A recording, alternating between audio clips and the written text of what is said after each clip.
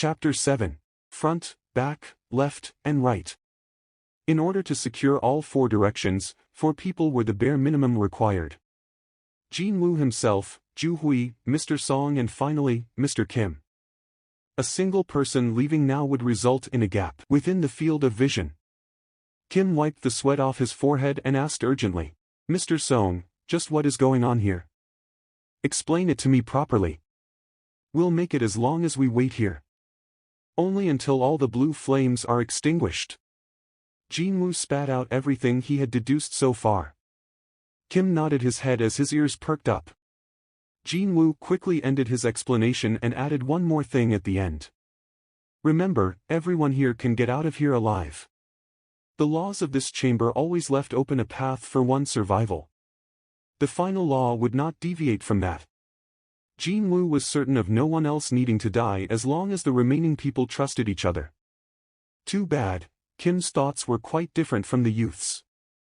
The older hunter asked hesitantly, "Look here, Mr. Song, you could be right on this one, but could the door close shut instead when the timer runs out?" Jinwoo couldn't answer that one. He came to his conclusion after considering several variables, but until the result was in, he couldn't be 100% certain of anything. However, what Kim wanted was a definite assurance, rather than an uncertain promise of everyone's survival. The definite survival of his own self had proved to be far more alluring in the end. "I'm sorry about this, but I don't think I can stay here anymore. Ajusi, sorry." With that parting word, Kim stepped down from the altar. He then ignored Jinwoo's urgent calling and ran towards the door. He stopped and looked for a brief moment just outside the door, but Kim did not step back inside the chamber again. Grit. Jinwoo gritted his teeth. God d****. He had saved the lives of others, but what he got in return was definitely not something like gratefulness or friendship. His entire body shuddered from the pain of betrayal. Just as he suspected, as soon as Kim had abandoned them, a gap within the surveillance had been created. It was impossible for 3 people to guard all 4 directions. And so, the statues positioned in the blind spots began creeping closer to the altar. Kriek. Advertisement. Krihak. The encirclement of the stone statue was gradually tightening. Song took a look around and then spoke to Jinwoo and Juhui. "Both of you, you should leave now." His voice was full of resignation. Jinwoo looked at the old man.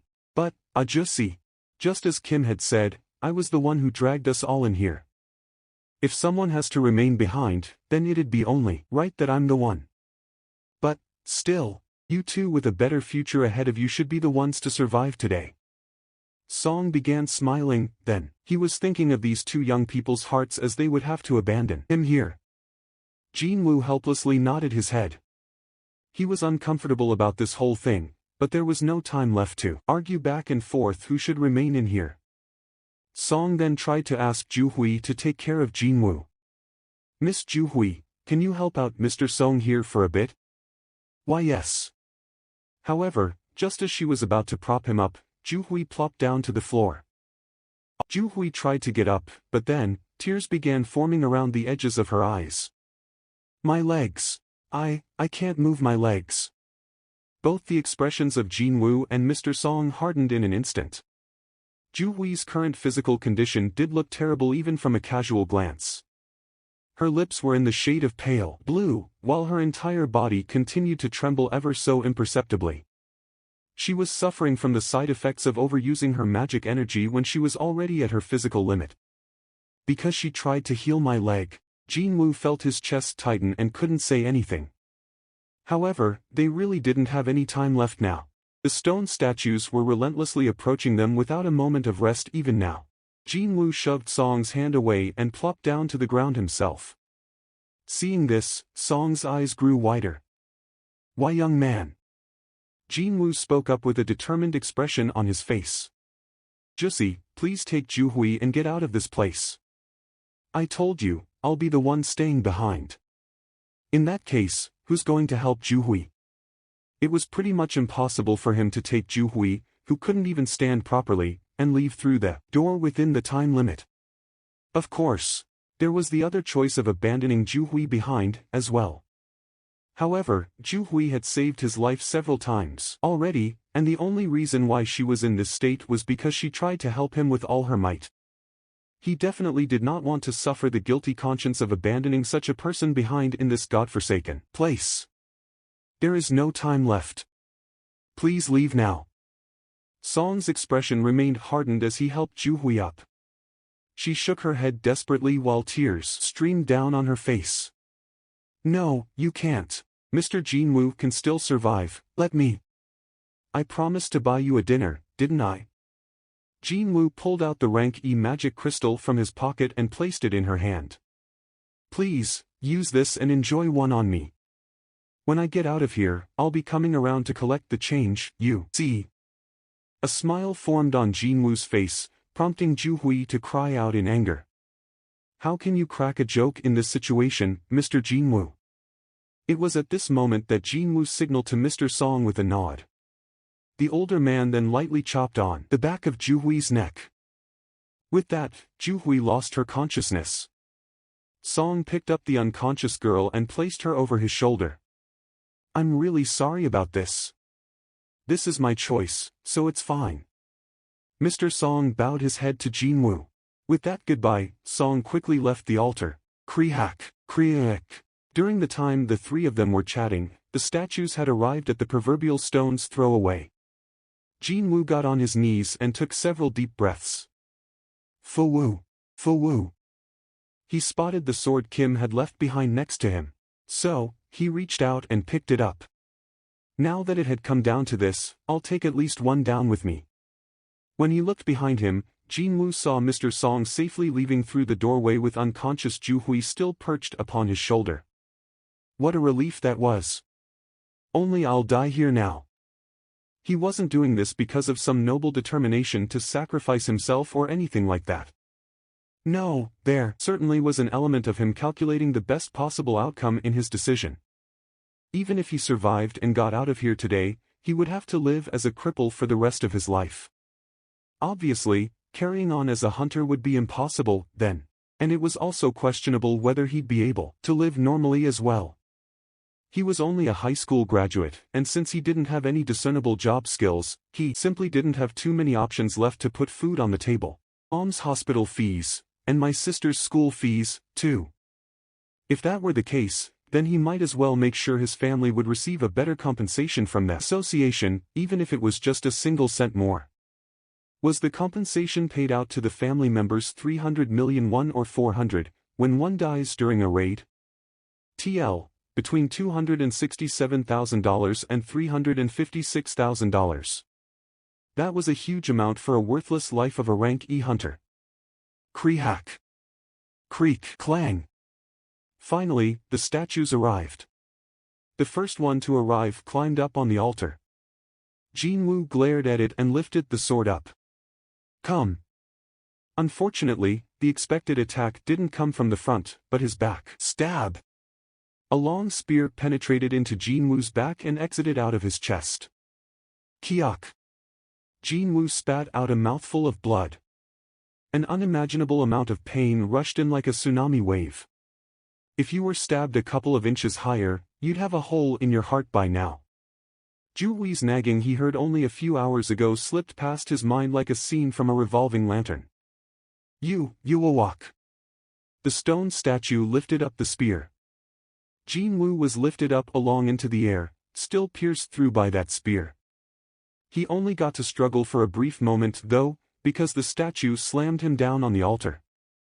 Slam! Kiak! Bones breaking could be heard from all corners of his body. He shrunk away from the intense pain. Yo! As he began trembling, the stone statues slowly surrounded him. They formed an encirclement around him. Jinwoo raised his head and glared at them, his entire being shuddering non-stop. I don't want to die like this. Now that he was facing his final moments, tears pooled on his eyes.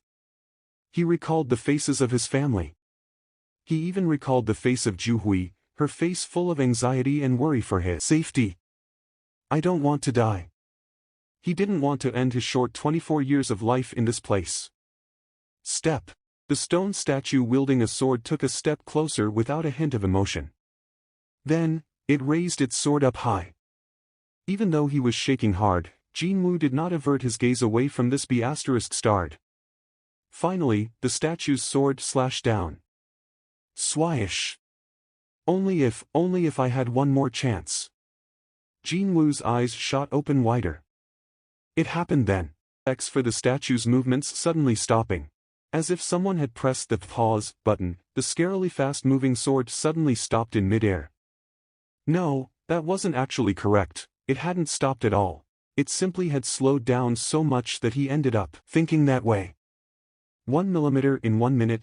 It was very slow, but the sword was still definitely coming down. Well, what's going on here? Jinwoo couldn't hide his astonishment. It was then, a voice of a female he had never heard of before resounded within his head. Completion requirements for the secret quest, the courage of the powerless has been met. Secret quest completion requirements were met. Jinwoo couldn't understand any of that. No, hang on a minute. Besides all that, where did that voice come from? Too bad for him, the voice ignored Jinwoo's questions and continued on regardless. You have acquired the rights to become a player. Will you accept? He had acquired a right? Accept what, exactly? Sounds like I'll be given something. He grew up dirt poor since his childhood, so he had never refused freebies until now. However, that was a story for when he was still alive. What use was there for free stuff when he was dead? When Jinwoo hesitated and didn't answer, the voice in his head asked again as if to urge him on. There is not enough time left for you to make your decision. Your heart will cease functioning precisely 0.02 seconds after you refuse to accept. Will you accept? He couldn't tell whether he was hallucinating or not, but he still got to figure out that he was only a moment away from dying for good.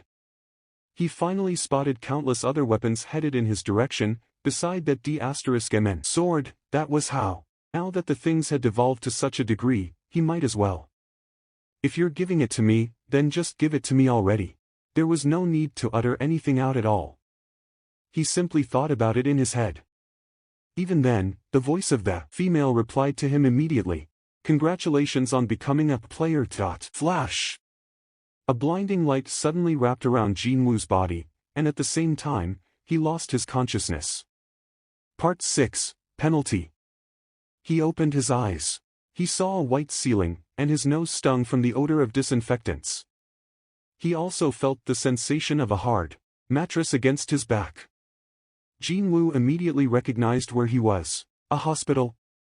Ever since he met the rank B healer, Ju Hui, the frequency of him staying in one had decreased somewhat, but still, hospitals were familiar places for Jinwoo, just as he'd be with a local convenience store. So much so that, he even heard a rumor of there being a special seat reserved for himself at the Hunters Hospital, too. Jinwoo raised his upper torso up. He then placed his hand on his chest and felt the vibrations coming from there. His heart was beating without a problem. I survived. It wasn't only that, though. Unlike before, his entire being felt light and airy. He'd be feeling heavy-headed and fatigued whenever he woke up from a hospital bed, but it was a different story now. No, it was as if he had woken up in his own bed after a night of a good rest. What's going on? This shouldn't have been possible when he thought back to the moments before he lost his consciousness. A sword was falling on his head right before his eyes. Even if he got lucky and the sword missed, he was still surrounded by countless scary enemies. Those D***MN things were strong enough to give the assault team formed solely from the rank A, no, rank S hunters a genuinely hard time. But, I came out of that situation alive? Was he dreaming things, then? Fortunately, there was a good way of confirming it for himself. Jinwoo pulled away the blanket covering him. If that situation had been real, then his leg would still be gone, and if he had been dreaming, then his leg would be. You've finally woken up.